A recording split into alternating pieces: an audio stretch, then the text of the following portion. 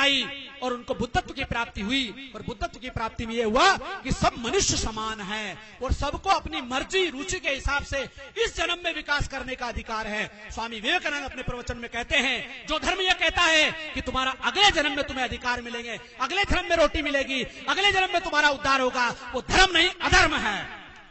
किसने देखा अगले जन्म में? इस जन्म में तुम गुलगुला खा रहे हो, इस जन्म में कमर तुम्हारी कमरे जैसी हो रही है, इस जन्म में तुम मारुति कार से उठी एसी से बाहर नहीं निकल रहे हो और हमें कह रहे हो कि तुम्हारा अगलो जन्म सुधारो।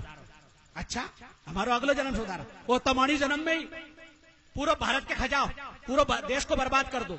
तो सज्जनों, इस आरक्षण के खिलाफ जो जातिवादी था, कबीर ने, रविदास ने आंदोलन चलाया और कहा, रविदास ब्राह्मण मत पूजे जब होवे गुणहीन, पूजे चरण चंडाल के जब होवे गुण प्रवीण।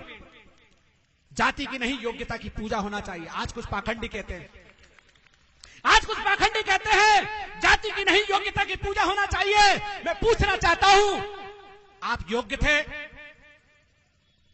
तो 712 से लेकर 1857 तक मुसलमान के जूते क्यों खाए? हेलो, तुम्हें जब दौड़ा दौड़ा के तपाया, आज बोलते बहुत सारे लोग हजारों मंदिर तोड़ दिया, अशो कर दियो, तो फिर तुम्हारी योग्यता कहां थी? हेलो, तुम्हारा 33 करोड़ देवता कहां था? तुम्हारा 24 अवतार कहीं कर रहा था?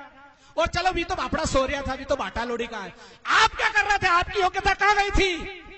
जब 1857 से लेकर 1947 तक अंग्रेजों ने तुम्हारी रगड़ाई की, उस समय तुम्हारी योग्यता और बहादुरी कहां थी?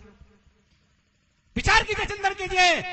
योग्यता किसी बाप की बपोती नहीं होती है, किसी जाति वर्ग की बपोती नहीं होती है, कोई जन्म से योग्य और अयोग्य नहीं होता है। सज्जनों, आदमी को 3 चीज से योग्य बनता है, एनवायरमेंट, एजुकेशन एंड एक्सपीरियंस। 3 चीजों से आदमी योग्य बन जाता है, चाहे वो किसी भी जाति वर्ग संप्रदाय का हो। एनवायरमेंट, जैसा आपका वातावरण होगा वैसा आदमी हो जाता है, जैसा आपका अनुभव होगा और जैसा एजुकेशन सिस्टम होगा। जब सदियों से आपने इंसान को पढ़ने ही नहीं दिया तो वो योग्य कहां से बने? हेलो, जब आदमी पढ़ने लगा, हिरण्यधनु महाभारत में पढ़ा होगा, आपने सुना होगा, हिरण्यधनु राजा का लड़का, भील का लड़का था, एकलव्य। जब वो अपनी धनुर्विद्या अपने गुरु के माध्यम से सीखा, शोषकों ने उसका अंगूठा काट दिया और कहा कि वो तो गुरुजी की मूर्ति बना के आड़े आड़े विद्या सीख रहा तो चोरी कर रहा था, इसलिए गुरुजी ने अंगूठा मांग लिया और अतरो गमचो तो क्या अंगूठा दे दियो। विचार कीजिए, चिंतन कीजिए, गौर कीजिए। अरे जब वो हिरण्यधन राजा का लड़का था तो उसका अपना गुरु होगा स्वयं का, वो दूसरे के गुरु के पास कहाँ को जाएगा? विचार कीजिए, चिंतन कीजिए, गौर कीजिए। इसलिए सज्जनों, एकलव्य का अंगूठा जबरदस्ती काटा गया और पाखंडियों ने क्या कहा कि वो तो गुरु दक्षिणा में दिया गया था।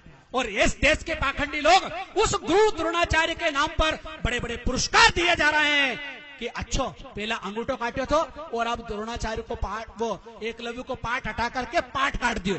उनके बाप दादाओं ने हजारों साल पहले क्या काटा था? अंगूठा काटा था। और पहले जो 10 साल 20 साल पहले पढ़े हुए हैं, 5वीं में मध्य प्रदेश सरकार एकलव्य का पाठ पढ़ाती थी, वो पाठ हटा दिया, अब काट दिया। तो सज्जनों, ये सारी व्यवस्था, इस देश में 2 व्यवस्था है, एक शोषक की व्यवस्था है, एक शोषित की व्यवस्था है। शोषक के कौन लोग हैं और शोषित के कौन लोग हैं, ये आपको समझना पड़ेगा। तो कबीर ने कहा था, एक बूंद एक मलमूत्र एक चामर गूदा, एक ज्योति से सभी जन में को बामण को सूदा। एक बूंद, जिस माता पिता के रजवीर से ब्राह्मण क्षत्रिय वैश्य पैदा होते हैं, उसी से सुनार से लेकर चमार तक, कायस्थ से लेकर कहार पैदा होते हैं। 9 महीने में आप पैदा होते हैं, 9 महीने में हम पैदा होते हैं। अरे जहां से तुम खाते हो वहीं से हम खाते हैं, जहां से तुम निकालते हो वहीं से हम निकालते हैं। तो फिर ऊंची नीची पेड़ी कैसे?